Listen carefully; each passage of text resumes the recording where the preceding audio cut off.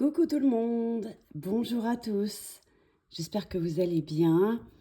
Ça fait longtemps que je ne vous ai pas posté de vidéo sur YouTube. Alors aujourd'hui, je suis très heureuse de vous présenter mon nouveau tarot qui est composé de 22 arcanes majeurs. Il se prénomme le tarot de Michel. Il est également composé de 7 cartes mémo que je vous montrerai tout à l'heure. Et je voulais surtout vous raconter l'histoire de ce jeu. Ce jeu m'a profondément été inspiré par mon père. En effet, il était passionné par la brocante, c'était un chineur. Il a disparu il y a 1 an. Et pour travailler un peu son départ, je me suis dit, je vais me lancer dans la créativité comme pour beaucoup de personnes. C'est une forme de thérapie, en tout cas je parle pour ma part. Et il est vrai que j'ai été immergée dans cet univers d'objets anciens, d'antiquités, de bois, comme vous pouvez le voir. J'ai pas mal de choses qui me passionnent également, en dehors de la cartomancie. Donc évidemment, ça m'a énormément influencée pour la création de ce jeu. Alors il est complètement différent de ce que vous connaissez de mes jeux. En tout cas, j'ai choisi la rosace de la cathédrale de Strasbourg, car je suis née effectivement à Strasbourg, dans cette ville. Et vous voyez, cette rosace, elle représente le Dieu créateur. Il y a effectivement un discret pentagramme en son centre, qui évoque la quête de vérité et de sagesse. Ce tarot, comme la majorité de mes tarots, sont auto-édités, conçus, pensés en Alsace. Et en fait, pourquoi j'ai voulu créer quelque chose un peu unique, différent? C'est parce que j'ai voulu vraiment dépoussiérer le tarot traditionnel en le rendant plus accessible, tout en conservant évidemment les symboles du tarot de Marseille. Je vais vous le présenter tout de suite. Il reste encore ce week-end pour le précommander. Et sur mon site internet, je vous mettrai en barre d'infos mon site internet. Certains l'ont déjà aperçu au salon de Brocéliande où j'ai été le 9 et 10 mars dernier. Et je vous avoue, j'en avais une dizaine et très rapidement, je n'en avais plus le dimanche. Eh bien, la place du tarot était vide. Il restait uniquement mon exemplaire. Donc, je suis très heureuse de l'accueil que vous avez pu lui faire. Certains, effectivement, le qualifient de tarot-oracle. Je dirais que c'est un savant mélange de détails et de symboles. Et à présent, je vais vous le présenter. À prime abord, quand on le voit, on se dit « Oh, c'est bizarre, il n'y a pas d'illustration, je ne comprends pas. » Mais j'ai vraiment envie... j'ai vraiment envie que ce soit facile pour vous, cette lecture avec ce jeu. D'accord? Évidemment, il faut connaître quand même un peu les bases des 22 arcanes majeures, du battleur, etc. Mais une fois que vous avez la connaissance de que signifie le battleur, avec ces cartes, après, ce sera très facile. Et puis, j'ai envie que vous vous amusiez un petit peu avec ce jeu. Alors, on va commencer. Je vais vous montrer déjà le battleur. C'est l'artiste inspiré.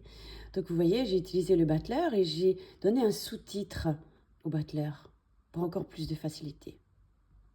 Dans la bulle, vous voyez le texte par rapport au battleur et en dessous, vous verrez les mots-clés. Et ensuite, avec les bases du tarot que vous avez déjà et avec votre intuition, eh bien, vous saurez faire des bonnes lectures. De plus, à droite, vous voyez les planètes. Si vous ne connaissez pas cette planète, par exemple, eh bien, vous avez de plus, je vais la chercher, la carte pour les planètes. Vous voyez? Ah, qu'est-ce que c'est cette planète, la planète Mercure par rapport au battleur? Eh bien, on parle de quoi? De communication, de rapidité, etc. Donc, ça sera aisé pour vous par rapport aux interprétations. De plus, et vous verrez ça tout à l'heure, j'ai rajouté à gauche, pas ici, mais sur d'autres cartes, sur une douzaine de cartes, les signes astro, qui vous donneront également des indices. Par exemple, on va prendre le lion.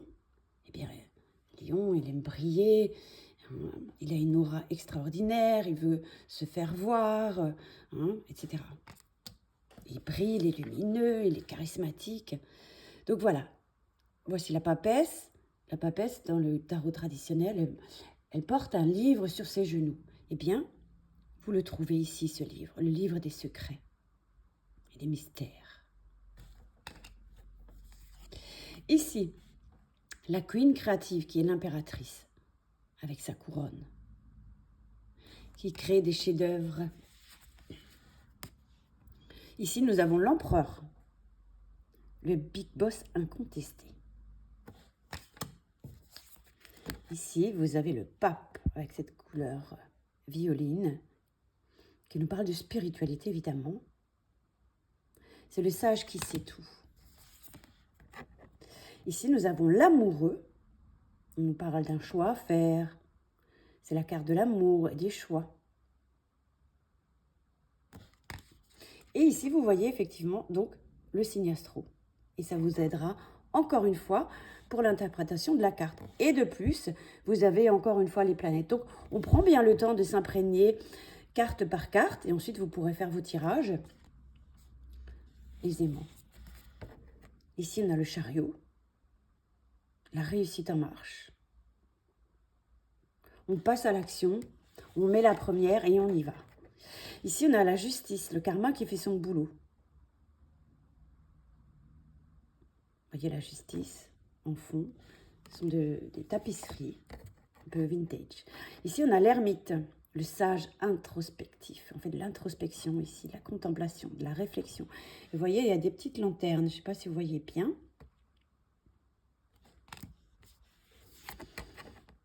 La roue de la fortune. La roue qui tourne, la roue des hauts et des bas. Dans la vie, il y a des hauts et des bas, des rentrées, des sorties. Ici, la force, le courage qui domine. Nous avions d'ailleurs cette carte hier pour la carte du jour sur ma page Facebook Michel-Ange Tarot. Ici, il n'est pas nécessaire d'avoir des gros muscles. Il est nécessaire d'être courageux, de prendre le contrôle et de gérer une situation avec assurance et confiance. Le pendu, avec la corde. On nous parle ici de lâcher prise. On a fait un break pour réfléchir à une situation. Maintenant, il faut à nouveau y aller, quoi. On a suffisamment patienté, sans doute réfléchi. Maintenant, il faut défaire le nœud de la jambe et y aller. Et lâcher prise tout simplement et accepter une situation. Ici, la carte de la mort, le passage naturel. On parle de transformation ici, de métamorphose, de renaissance. Ici, on a la carte de la tempérance. La recette de la sérénité, c'est de tempérer. On met un peu d'eau dans son vin. Le diable, le bad boy séducteur. Vous avez ici les signes astro, les planètes. Vous avez beaucoup d'infos. Ici, la maison Dieu, le tsunami destructeur. On parle de changement radical, de révélation, d'un tournant majeur et on affronte les renversements. L'étoile, magnifique carte, la reine de la nuit. On parle d'espoir, d'espérance, de protection. La lune, la rêveuse mystérieuse.